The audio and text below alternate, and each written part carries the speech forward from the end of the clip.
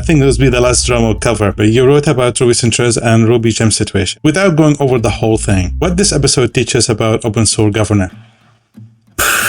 This is a very heavy topic, to be honest. I don't know, because it's so I'm not really on either side. I think what RubyCentral did wasn't the best way to handle this, and not even a good way to handle this. But I think there are some nuances to the whole story which kind of justifies or can justify what they did. But I think the biggest question about this whole thing is who owns open source code? So there is this whole Rubygems organization. They have bundle rubygems.org, some other things to build gems, whatever. And there are people who started those projects 15 or maybe even more years ago. Some of them are even not with us, unfortunately, anymore.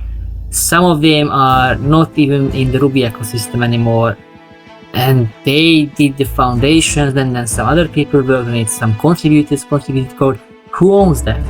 How are you going to tackle that? It's complicated. It's not an easy. I never thought of it until it happened recently. But if you would have a chance to do it, what would you do?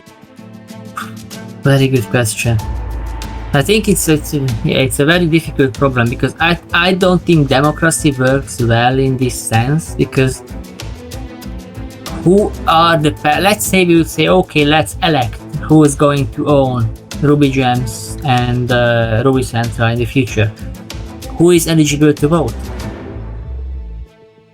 Is it people who used to be Ruby developers but they do Elixir now, and they do Rust, or is it somebody who just started to learn Ruby and they will be part of the Ruby community for the next 20 years? What are the requirements for somebody to be eligible to vote, right? Who's actually a member of the Ruby community? I have a Ruby passport, but does that make me a member of the Ruby community? Somebody who's eligible to vote? You don't have a Ruby passport. Are you somebody who's eligible to vote? So it's like, how do we even define that? Who is the Ruby community? These are all unanswered questions. You think Matz should involve in this? I don't think he wants to be involved in this.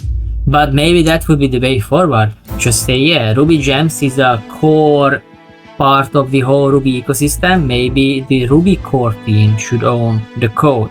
I also think because Rubygems is a service, I feel much better if it's in the same hand. So people who run the service, they also own the source code. And by own, I mean they have access and they can merge changes, they can do whatever they want, whenever they want, to make sure that I, as an end consumer, can access gems whenever I need them.